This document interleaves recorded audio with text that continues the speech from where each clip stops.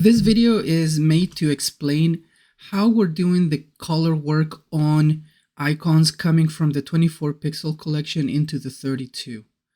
So what is happening here is we have a set of 24 pixel icons in a different collection up here in icons 24 and 16 to the top left. And this collection is already processed. Our team has already, given a good look on this. And the request after that is that we create a 32 pixel collection that is all colorful. Okay. So being all colorful, we also have to think of, users' ability to remember what they see on screen. We want to make sure that the icons don't change too much, but that we do want to introduce a little bit of color to this. And so what I've done so far is I did a couple of things. So I went to the 24 pixel collection and I used this plugin here called Icon Resizer, and I upscaled all of the icons from 24 pixel actions. So if you notice, it's the actions folder that I'm working on, and I upscaled them. But they were upscaled mathematically correct, not visually correct. So that means that many of these icons that you see on screen that is a resulting icon actually have measurements that are incorrect. For example, if you notice here, it's in the middle or almost the middle, but the line is not on the pixel, right? You see that? And for example, on this one, oh well, that one is more like is better done. And also, for example, if you click through, you notice that this some of the elements on screen have fractional numbers, and we want whole numbers. So anyway, what else am I doing? I turned every outline into color scheme. I'll show you here. Actually, reference primary 30. Okay, reference primary 30. The background fill, this one back here, is reference primary 90. Okay, so only two colors, and I'm using them where it makes sense, not everywhere. But basically what you want to do is you want to take one of the icons, and if you notice, it has in its root, it inherited layers from the 24 pixel collection. Okay, so the first thing that I do is I will undo this instance.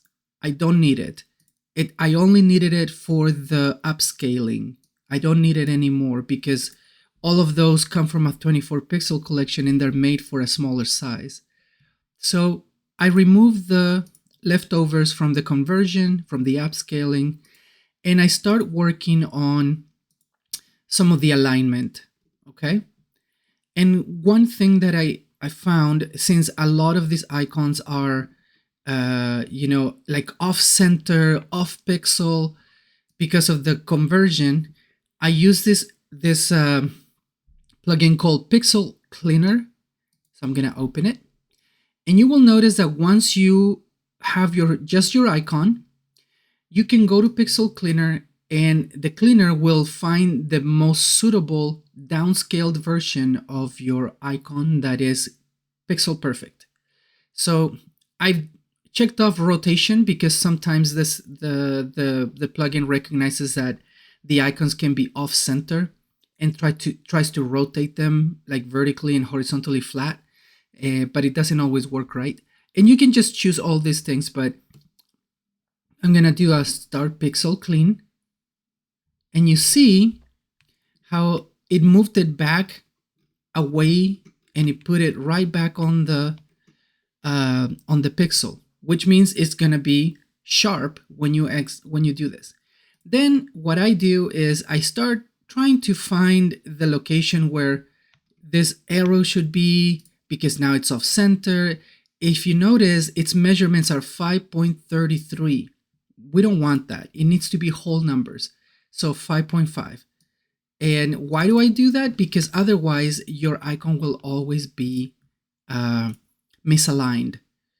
So anyway, so that's what I'm doing. And if you see here,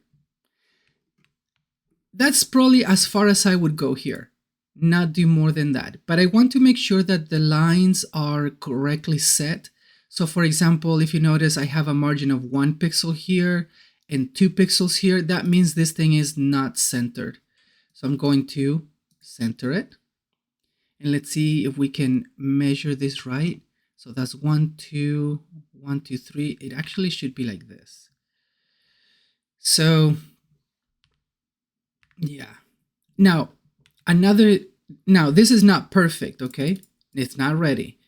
But another thing that I do is once I have used these two cleaners, this pixel cleaner, I go back to the grid. And sometimes I copy this grid into here, and I'll just bring it very subtly into the view. And you know it's off center right now, so I'm just gonna bring it in to the center, okay? And you notice that my icon now is more in tune with the proportions that I'm looking for. So if you notice, it's not looking very proportional, right? It's off. So that means this should be here, and it should have a rounded corner. This should be right here, like right there, favoring the square. And I'm just making that connection, okay? It's not scientific. I'm just making sure that it's aligned in a way that it means to be. And now it's more proportional, okay? So let me see though. Actually, that might not be quite as proportional as I want it to be. So I'm just going to move it like here in the middle. Oh, let me see. Actually, you know what? Let's do something better. This is called LabPlot XY curve segments. Okay. So I'm just going to go to the 24 pixel icon. I'm going to find that asset in 24 pixels. And it takes a minute to look for it.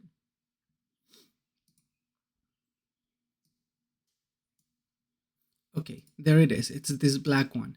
So I'm going to bring it to the page under 24. And I just want to make sure that the way that it's proportionally aligned in 24 is the same that it is in the 32.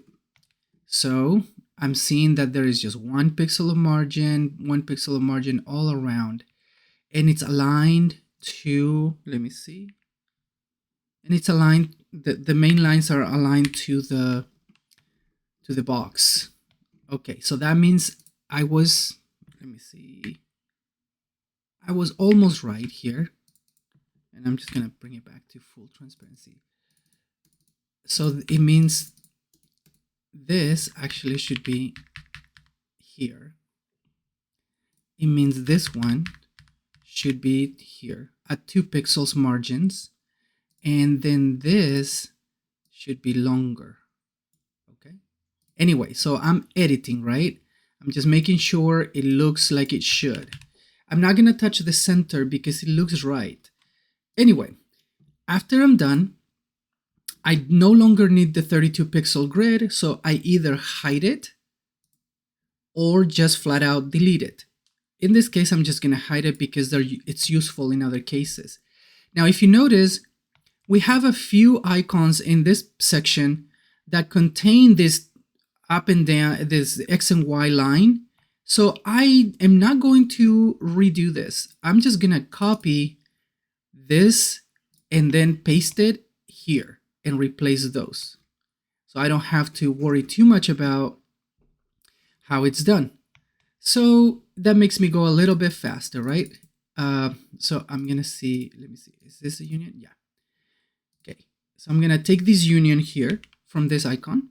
I'm gonna come over here, and this other lab plot thing, you know, it's already has the root icon, it has an instance, and I'm gonna undo the instance, clean those out, and also clean any unions or joins or groups that are not necessary. I've been doing that too. And I'm noticing, let me see. So, okay. So the union for the pieces is right here. So I'm going to paste my union from up here and remove the old one. Done. Okay. And for this one, I'm going to skip a couple of icons. Same issue. Detach, move up, remove artboards, find the location where the union is, and in this case it's right here. Remove the old ones and just leave the new one. Okay, very cool.